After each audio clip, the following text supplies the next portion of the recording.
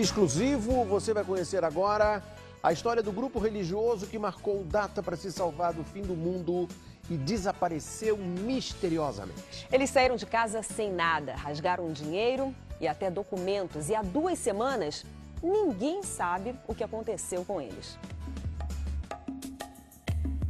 Uma família unida, religiosa e querida no bairro onde morava. Pessoas boas, pessoas se não pudesse te ajudar, atrapalhar também não atrapalharia. Uns vizinhos excelentes. Uma mudança brusca de comportamento. Agressivos e realmente não sabiam o que dizer. Eles só batiam na Bíblia e falavam: Jesus vai voltar. E um desaparecimento cercado de mistério. Nesse momento só pode imaginar o pior, né?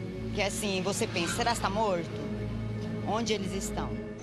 Era aqui, neste bairro de Diadema, na Grande São Paulo, que seu Pedro morava com Dona Antônia e 2 filhos, Henrique, de 22 anos, e Thaís, de 18.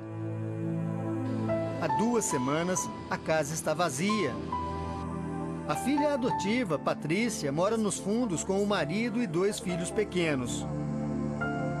Seu Pedro trabalhava como vendedor. Sempre foi um homem pacato e religioso. Mas, segundo a filha, de repente, o comportamento dele mudou radicalmente.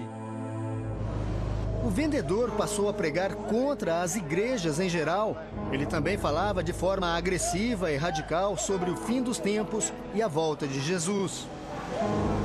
Usava a Bíblia de maneira assim que é para metralhar mesmo, né? Não tinha um diálogo, né? Uma conversa mansa, pacata. Era aquela coisa, né?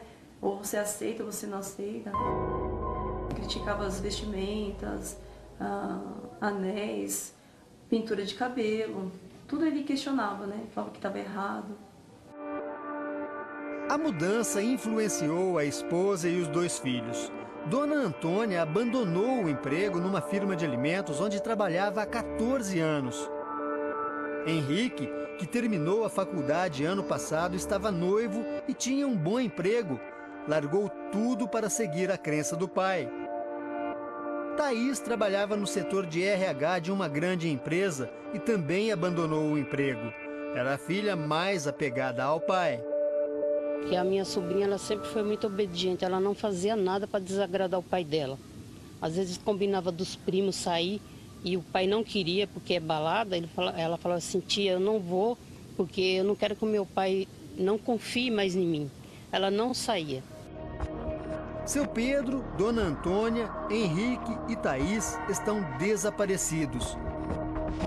Eles saíram de casa sem levar roupas, dinheiro ou documentos. Até o carro ficou para trás. De acordo com os amigos e parentes, o desaparecimento da família está diretamente relacionado com o fanatismo religioso. Na última vez em que eles foram vistos, o pai, a mãe e os 2 filhos se reuniram com outras 8 pessoas para um jantar, aqui mesmo, na casa onde a família vivia há mais de 40 anos. Este jantar foi chamado por eles de a última ceia. No dia seguinte, todos saíram daqui só com a roupa do corpo e desapareceram. E acabando-se os 1000 anos, Satanás será solto da sua prisão e sairá a enganar as nações. A reunião aconteceu na casa do seu Pedro no último dia 13, um domingo. Eram 12 pessoas, o número de apóstolos na última ceia de Cristo. Durante o jantar, o grupo fez diversas leituras da Bíblia.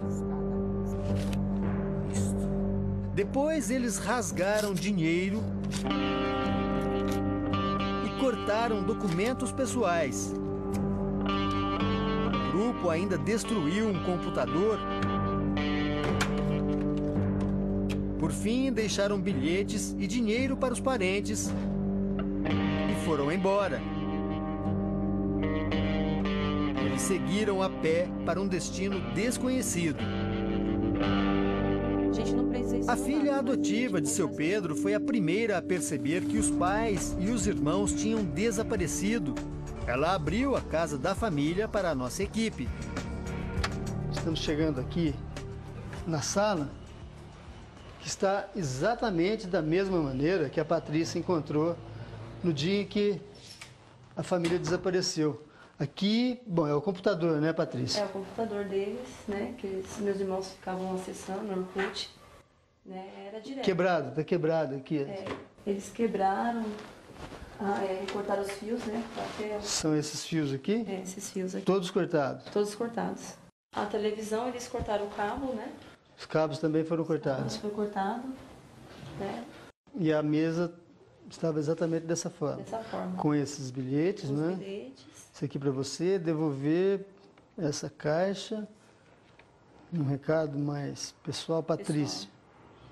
Nós amamos vocês em Cristo Jesus. Carlinhos é seu esposo? Meu esposo. Mateus e Vitor são meus filhos. Carlinhos cuida dela, do Mateus e do Vitor. Deixaram dinheiro também junto com os bilhetes? Deixaram dinheiro, né, com um grampinho, mais ou menos uns R$1.100 reais. Aqui diz, tem R$600 para pagar água, luz e telefone. Isso, esse valor foi dado para mim estar pagando as contas, né? Entre os bilhetes, papéis com anotações de versículos da Bíblia e um ideograma do calendário hebraico. Através do calendário hebraico, que eles falaram que teriam mais ou menos a conta de que Jesus estaria voltando nesse dia 14, às 2 horas da tarde. Amigos e parentes acham que a família foi influenciada por 3 pregadores, Giovanni, Márcio e Roberto, suposto líder do grupo. Esse Roberto, ele entrou nessa família, ele acabou com essa família. Ele não pensou nas 2 crianças que tá aí, ele não pensou na filha dela que ficou, tá entendendo? Ele mexeu com a cabeça de todo mundo. Os documentos foram cortados em pedaços bem pequenos. Mostrar a identidade de cada um dos desaparecidos é como montar um quebra-cabeças. Então, a questão é, será que desapareceram ou não desapareceram, né? Para esta psicóloga, a família estava num momento de incerteza e fragilidade. Por isso, foi convencida a abandonar tudo. Quanto mais fragilizado você está, mais predisposto também a seguir alguém que pareça te mostrar uma realidade, né? Uma realidade que te convença. Olha, você vai desaparecer, mas você reaparecerá daqui a 1000 anos. Era aqui, na Praça da Sé, no centro de São Paulo, que Roberto, Márcio e Giovanni se revezavam nas pregações. O tema era sempre o mesmo, o arrebatamento. Só que para eles, esta profecia tinha data e hora marcadas para acontecer. E agora Este teólogo explica que o arrebatamento é uma profecia bíblica. O arrebatamento é uma profecia que Cristo faz aos seus seguidores. Que da mesma maneira como ele foi assunto no céu, ele voltaria para vir buscar a sua igreja. Óbvio, a sua vinda para buscar a sua igreja, ela seria precedida de alguns eventos. Mas ele explica também que não existem referências na Bíblia sobre datas para o arrebatamento. Quanto à datação da minha vinda, não vos convém saber nem os tempos, nem as estações que o Pai, no caso Deus, estabeleceu pelo seu próprio poder. Ou seja, não nos compete, não é da nossa alçada saber o dia, a hora, quando, como, em que circunstâncias essas coisas vão acontecer. Já é extrapolar os próprios limites da fé. Na Praça da Sé, os 3 pregadores não conseguiram convencer ninguém. Mas encontraram em Diadema uma família inteira que acreditou neles. E eu não sei se é seita, eu não sei se é satanismo, o que é isso, a gente ainda não descobriu, mas tiraram eles do caminho da verdade e levaram para o caminho da mentira. Além dos 4 membros da família de seu Pedro e dos 3 pregadores, havia uma outra família no grupo que esperava o arrebatamento. O irmão de seu Pedro, José Carlos, a mulher dele, Valcilene, e os 3 filhos, Carla, Rubens e Moisés. Carla e Rubens participaram do jantar e se lembram de tudo o que aconteceu. O Roberto falava para eles se levarem do CPF, que ele falava que era a marca da besta, e os documentos deles, que prendiam eles na terra. Aí eles rasgaram tudo. Meu tio quebrou as coisas lá em cima, rasgou dinheiro. Eles falaram que eles iam ser arrebatados, né? Que eles iam sair andando, que quando desse 2 horas Jesus ia tirar eles da terra, que havia um anjo materializado e ia tirar eles da terra. Mas para esta família, a caminhada de destino incerto durou pouco. No meio do caminho, Valcilene resolveu voltar com os filhos para casa. O marido seguiu em frente. Estava levando muito a sério aquilo. Até que eu perguntei, quer dizer que vocês vão mesmo embora? Vamos, nós vamos se desligar. Nós não faz mais parte desse mundo. Eu falei, isso aqui vai dar polícia. Eu falei, eu tô com criança. Isso não vai ficar bem pro meu lado. A minha esperança é de trazer eles de volta. Né? Eu falei, quando as crianças estiverem passando fome, sede, ele vai voltar. Rubens, de 13 anos, diz que durante o jantar estranhou o comportamento do primo, Henrique, e não se esquece de algumas palavras ditas por ele. Ele sempre olhava assim pra gente, vai ser amanhã. Amanhã a gente vai pra Glória, né? E eu cheguei a ouvir que ele disse, se eu não for, eu posso chegar a me suicidar. Vocês, por favor. Carla diz que o pai deixou uma pista do lugar onde ia aguardar o arrebatamento.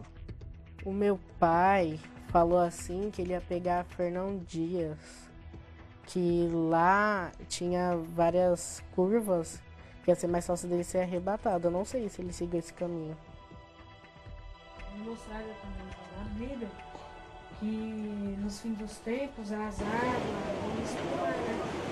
E muita gente como já foi previsto na Bíblia, só que mais não foi. E nem foi nada disso, né? Foi um erro do... Desde o desaparecimento das famílias, parentes e amigos fazem buscas na região de Diadema, mas depois de 2 semanas não tiveram nenhuma notícia sobre o paradeiro da família de seu Pedro e Dona Antônia. O homem que convenceu a família de Pedro e Antônia a abandonar tudo se chama Roberto Carlos da Silva e também está desaparecido. Ele era dono de uma gráfica neste bairro em Diadema, mas deixou tudo para trás, inclusive algumas dívidas para a mulher e os 3 filhos. Por isso ninguém da família aceita falar sobre o assunto. 2 boletins de ocorrência foram registrados nesta delegacia de Diadema. A mulher de Roberto foi ouvida pela polícia. Neste relatório, ela conta que o marido teve o mesmo procedimento do restante do grupo, rasgou o dinheiro e cortou todos os documentos pessoais. Por enquanto, a polícia só tem uma linha de investigação.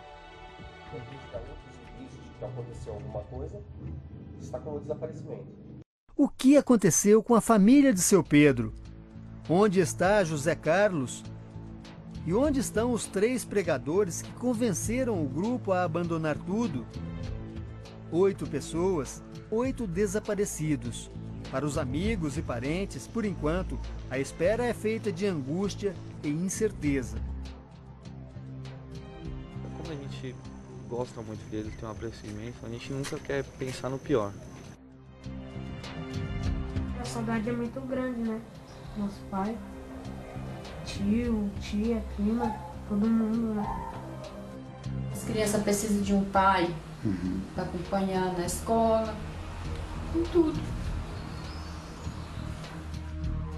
Mas afinal, o que levou essas pessoas a acreditar que 2011 é o ano do fim dos tempos e que poderiam ser arrebatadas por uma força superior com dia e hora marcados?